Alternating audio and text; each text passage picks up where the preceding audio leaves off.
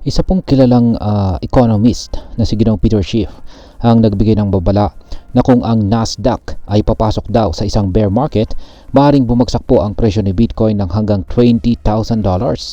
Yan, napakababa na po yan. Isang matinding prediction po ito, lalo na't kasalukuyang nasa malapit na $84,000 itong si Bitcoin. Ngayon, ano nga ba ang basehan ng prediction na ito ni Ginoong Peter Schiff? At syempre, ano po ang epekto nito para sa atin bilang mga Pinoy crypto enthusiast? Kaya yan po ang siyang ating pag-uusapan sa video na ito, pero bago po tayo magpatuloy ay pakibasa na lamang po ang disclaimer natin dito sa ibaba ng ating screen. Ayan, simulan po natin sa kung ano po ang koneksyon ng Nasdaq sa presyo ni Bitcoin. Maraming eksperto ang nagsasabing may malakas na koneksyon si Bitcoin sa stock market, partikular na po sa Nasdaq. Batay po sa historical trends, tuwing bumabagsak ang Nasdaq, sumasabay din si Bitcoin. Ayon po kay Ginoong Peter Schiff, ang 12% na pagbagsak ng Nasdaq ay maaaring humantong sa 24% na pagbaba ni Bitcoin. Kaya't posibleng bumaba po ang presyo nito sa $65,000.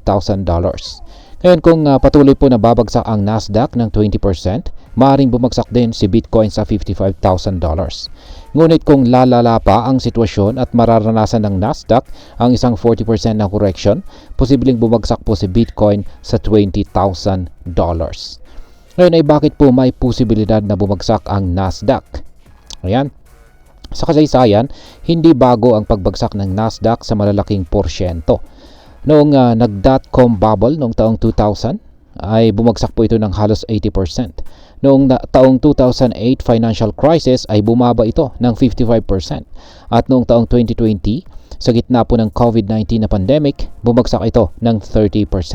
Ngayon ay may mga analyst na nagsasabing nasa bingit muli ang Nasdaq ng isa pang malaking correction. Kung mangyari ito, maaaring mahila pababa si Bitcoin kasabay nito. Ngayon ay ano naman po ang papel ng gold sa pagbagsak ni Bitcoin? Ayan. Bukod po sa Nasdaq, ang isa pang malaking bagay na binanggit ni Ginoong Peter Schiff ay ang tumataas na halaga ng gold. Sa tuwing may economic uncertainty, marami pong investors ang lumilipat sa gold bilang safe haven asset.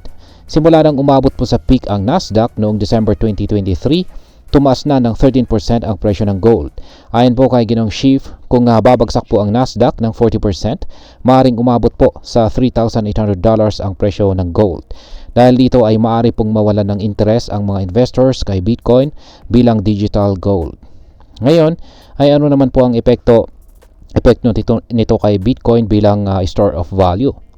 Yan, isa pong mga pangunahing dahilan kung bakit maraming tao ang bumibili ng Bitcoin ay dahil po sa paniniwala na ito ay isang store of value. Ngunit ayon naman po kay Ginoong Peter Schiff, kung patuloy po na babagsak ang Bitcoin habang tumataas ang presyo ng gold, maaaring mawala ang kumpiyansa ng mga tao dito. Dagdag pa rito, maaaring mas lumakas ang panic selling, lalo na sa mga malalaking kumpanya tulad ng MicroStrategy na nag-invest ng malaking halaga kay Bitcoin. Kung hindi po nila ma-liquidate ang kanilang holdings ng maayos, maaaring magdulot po ito ng mas matinding pagbagsak sa presyo ni Bitcoin. Ngayon ay ano naman po ang sinasabi ng mga ibang mga analyst? Hindi lamang po si Ginoong Peter Schiff ang may ganitong prediction. Ayon po sa Bloomberg analyst na si Mike McGlone, posibleng bumagsak pa si Bitcoin sa $10,000. At na-content na po natin yan sa mga nakalipas na video. Habang may ibang eksperto na naniniwala na malayo po itong mangyari, hindi pa rin maikakaila na may mga panganib o risk na kailangan po nating bantayan. At ayan, bilang panghuli ay ano naman ang aking masasabi tungkol dito. Para sa atin na nag-i-invest kay Bitcoin at maging sa iba pang mga cryptocurrencies, ang ganito pong prediction ay maaring magdala ng takot at pagdududa. Kung totoo po ang prediction ni Ginoong Peter Schiff, maaring malugi ang mga nag-invest kay Bitcoin sa mataas na presyo. Ang mga traders naman ay kailangan pong maging maingat dahil kung magpapatuloy po ang bearish trend, maaaring mahirapan po silang kumita sa short-term trading. Gayunpaman, kung ikaw po ay isang long-term investor na naniniwala kay Bitcoin, maaaring tingnan mo ang ganitong sitwasyon bilang oportunidad upang bumili sa mas mababang presyo. At sa kabuuan, habang may posibilidad po na bumagsak si Bitcoin sa $20,000, kung lalala ang sitwasyon sa Nasdaq, hindi pa ito sigurado. Ang crypto market ay palaging volatile at marami pong factors ang maaring magpabago sa direksyon ng presyo nito. Mahalaga po para sa mga investors na hindi lamang umasa sa iisang opinyon, kundi magsagawa ng sariling research bago gumawa ng desisyon. Lagi po nating tandaan na ang crypto investment ay may mataas na risk. Kaya dapat po tayong laging handa sa anumang posibleng mangyayari. At ayan, hanggang dito na lamang po tayo sa video na ito mga ka-crypto. Marami pong salamat sa panonood. Ingat po tayo lagi at God bless po sa ating lahat.